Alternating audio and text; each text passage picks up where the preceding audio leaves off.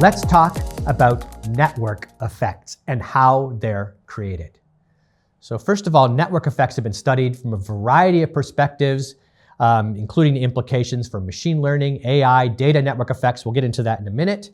But little attention has been devoted to how they're created. First of all, let's just think about what is a network effect. Typically, the most high-level network effect is you care about how many other people are on the network. For example, if you're using communications tools such as WhatsApp, you would like to have as many people as possible also use WhatsApp. If only one other person uses WhatsApp or similar service, then that's very little value to you. But if everybody you know is on WhatsApp, that actually makes it quite valuable to you. And so what we'd like to do is draw a distinction between a network effect, which is somehow returns to scale of the number of users, against a data network effect, which is we're interested in here today.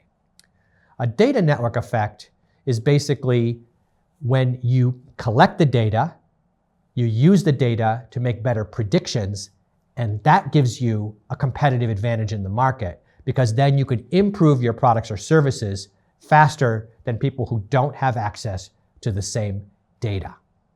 So let's get into how network effects are created. So obviously, simple agglomeration of users, that's the standard network effect. That doesn't create network effects. We'll talk more about that in a few minutes. But some tool that enables the interactions that define them is also needed.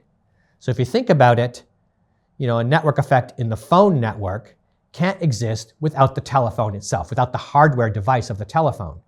Likewise, WhatsApp creates a space to receive messages organized by person, and X or Twitter creates a feed. There are different ways of organizing these things. So you have to think about this as something that you have control over and that you would plan. So these software products, they enable network effects. We call them data products because they're based on data produced by or gathered from users.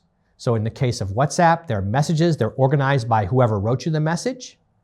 It could be posts in the case of Twitter or Facebook, Instagram, TikTok, or it could be such things as comments and ratings in the case of Amazon.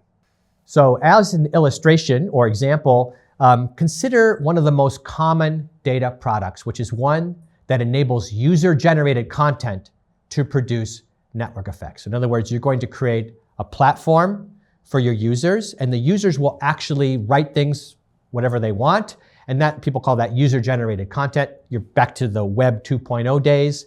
That will actually produce network effects. So first, we have a network effect by itself.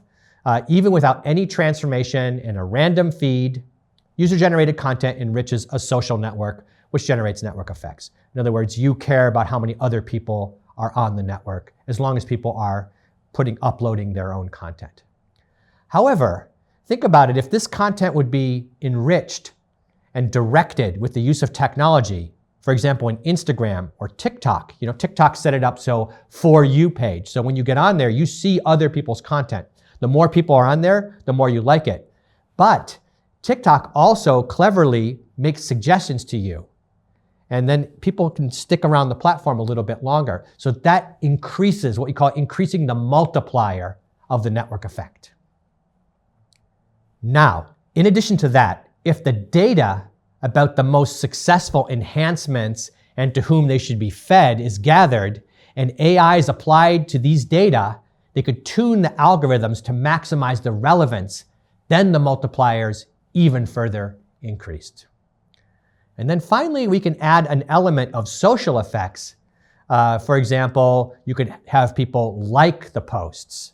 It's not obvious that you have to have them liking posts, but we call this a social effect. That increases the incentives of users to post highly popular photos, and using reputational tools such as a like, this multiplier can be even further increased.